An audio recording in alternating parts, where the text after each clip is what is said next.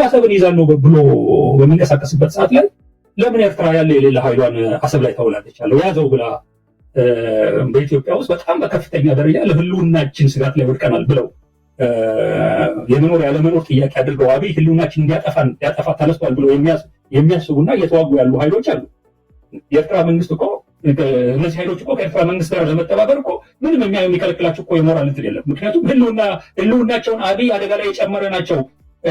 እነዚህ ኃይሎች ከኤርትራ ኃይል ጋር ተደምረው ከላይ ወያኔ ፋኖ ሌሎችም ሆነው ተደምረው አሰብን እዛ ያዝ እኛ ቀጥታ አዲስ አበባ እንመጣልሃለን ብለው ማርች ያደርጉ ወያኔ በ15 ቀን ደብረ ሲና የደረሰው እነሱ ለመሆኑ 2 ሳምንት ይፈጅባቸዋል።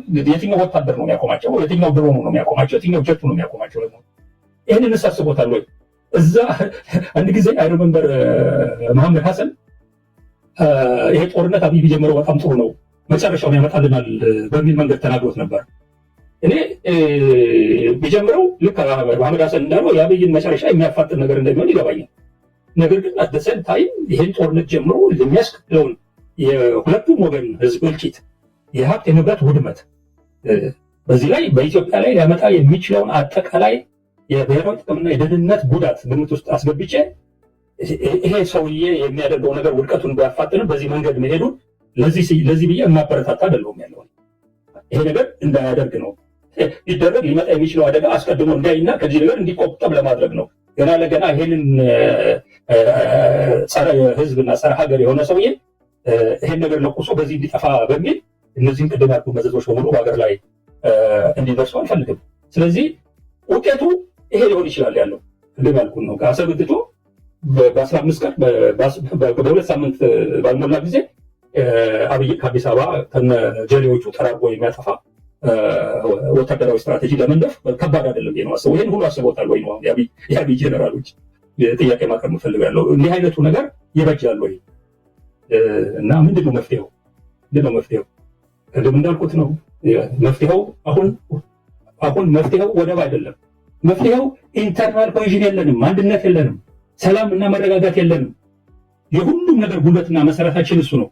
እሱን ሊያመጣ የሚችል የፖለቲካ እንቅስቃሴ ብቻ ነው በሁሉም መንገድ ብሔራዊ ጥቅማችንን ማስከበር የሚችለው ነገር መስመር ማስያዝ የሚችለው። አብይ እንዲህ አይነቱን ነገር ማድረግ ይችላል ወይ? እኔ አይመስለኝም።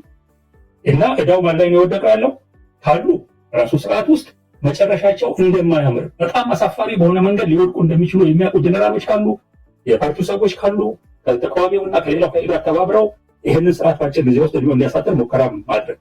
እዛ ውስጥ እንዲህ አይነት ሰዎች ከሌሉ ይሄ ስርዓት ያመጣ ያለው አደጋ እጅግ አስከፊ መሆኑን የተረዱ የአብይ መንግስት አሁን አብይ ድንፋታና ንግግር ፓርላማው ላይ ያየሁት በሙሉ የሚያሳየው ያለው ትልቅ ችግር ውስጥ የገባ መንግስት መሆኑን።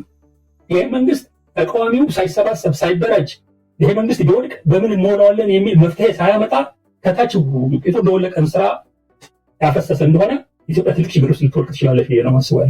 ስለዚህ ትልቁ ስራ ያለው ይሄ በተለያየ መንገድ የተለያየ ዓላማ ይዘው ለመቀራረብ ያቃታቸው ተቃዋሚዎች ለሁሉም አደጋ የሆነ ሁኔታ በኢትዮጵያ ሊፈጠር እንደሚችል አውቀው አስቀድመው በፍጥነት ብዙ የሚያቆራቆዛቸውን ነገሮች ለሌላ ጊዜ ሁኔታዎች ሲረጋጉ መልክ ሲይዙ እናነሳቸዋለን። ቅድሚያ ግን ሀገርን ማዳን ህዝብን ማዳን ነው በሚል መንፈስ መተባበር የሚገባቸው ሰዓት ላይ